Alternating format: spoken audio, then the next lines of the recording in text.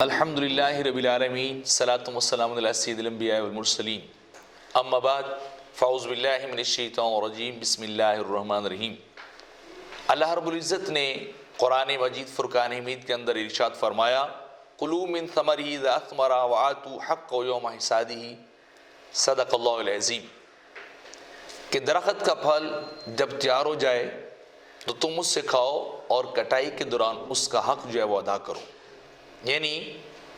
عشر کے بارے میں جو ہے اللہ رب العزت حکم فرما رہا ہے کہ جب تمہاری فصل پک کر تیار ہو جائے تو خود بھی کھاؤ اور پھر اس کا حق جو ہے وہ بھی ادا کرو۔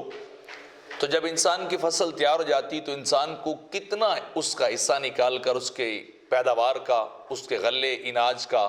یا جو فصل بھی جو اگاتا ہے، سبزیاں اگاتا ہے، تو کتنا حصہ جو ہے وہ ادا کرنا چاہیے۔ تو امام اعظم ابو حنیفہ رحمۃ اللہ تعالی علیہ فرماتے ہیں کہ زمین کے اندر سے جتنی بھی پیداوار حاصل ہو، وہ چاہے سبزیات کی صورت میں ہو، وہ چاہے اناج غلے کی صورت میں ہو، یا پھلوں کی صورت میں ہو، یا کسی بھی اور جو ہے اس طرح کی فصل سے جو چیز حاصل ہوگی، اس میں سے یا تو عشر یعنی 10% دیا جائے گا، یا نصف عشر یعنی 20% جو ہے وہ دیا جائے گا۔ کیونکہ اللہ رب العزت نے قرآن مجید کے اندر ارشاد فرمایا یا ایھا الذین آمنوا انفقوا من طیبات ما کسبتم ومما اخرجنا لکم من الارض،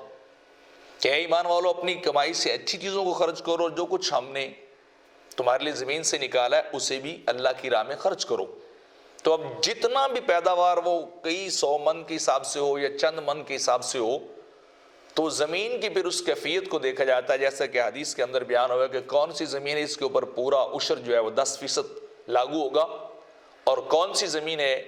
کہ جس کے اوپر پورا عشر نہیں بلکہ نصف عشر نہیں 20% جو ہے وہ لاگو ہوگا، اور وہ اللہ کے راستے میں انسان کو جو ہے وہ دینا چاہیے۔ اس کے متعلق حضرت عبداللہ بن عمر رضی اللہ تعالی عنہما روایت کرتے ہیں کہ آقا علیہ الصلوۃ والسلام نے فرمایا کہ جو زمین بارشوں یا چشموں سے سراب ہو تو وہاں جو ہے اور دریائی پانی سے سراب ہو، یعنی بارشوں چشم اور دریائی پانی سے سراب ہو، تو وہاں تمہیں 1/10 یعنی پورا عشر جو ہے ادا کرنا چاہیے۔ اور جس زمین کو کنویں کے پانی سے اونٹوں کے ذریعے سے جو ہے وہ سیراب کیا گیا ہو تو اس میں سے نصف عشر یعنی 1/20 یعنی 20واں حصہ جو ہے پوری پیداوار کو جو ہے انسان کو ادا کرنا چاہیے، فقراء کو دینا چاہیے، مساکین کو دینا چاہیے، مدارس ہیں ان کو دینا چاہیے، یا بیوہ یتیم جو مستحقین مصارف ہیں ان تک ان کا حصہ جو ہے وہ پہنچانا چاہیے۔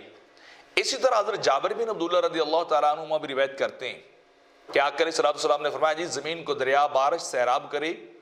اس پر عشر پورا ہے،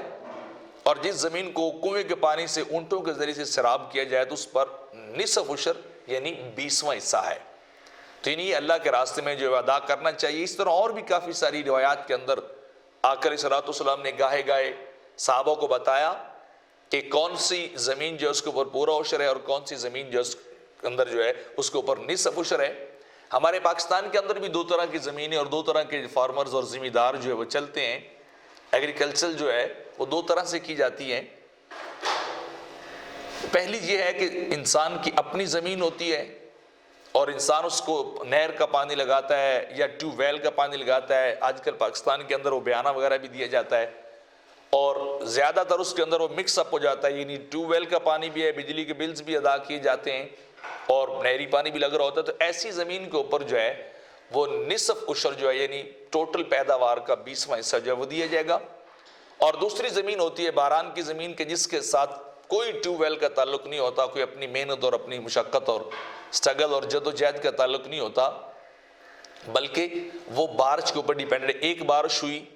تو وہ بیج بو دیتے ہیں،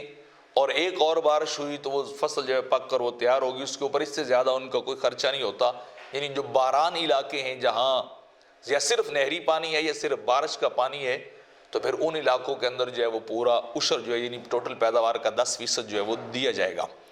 تو یعنی انسان کو یہ اللہ کے راستے میں نصف عشر ہو یا نصف عشر وہ ضرور ادا کرنا چاہیے۔ اس کی برکات کیا؟ چونکہ جب حدیث پاک کے اندر آتا ہے چونکہ یہ فصل کی زکوٰۃ ہے، جب انسان کوئی زکوٰۃ دیتا ہے تو وہ اپنے مال کو، یا یہ صورت عشر کی پیداوار کی اور فصل کی زکوٰۃ ہے یہ دیتا ہے، تو اپنے مال اور اپنی چیزوں کو محفوظ کر لیتا ہے۔ تو انسان کی کھیتی، انسان کی پیداوار جو ہے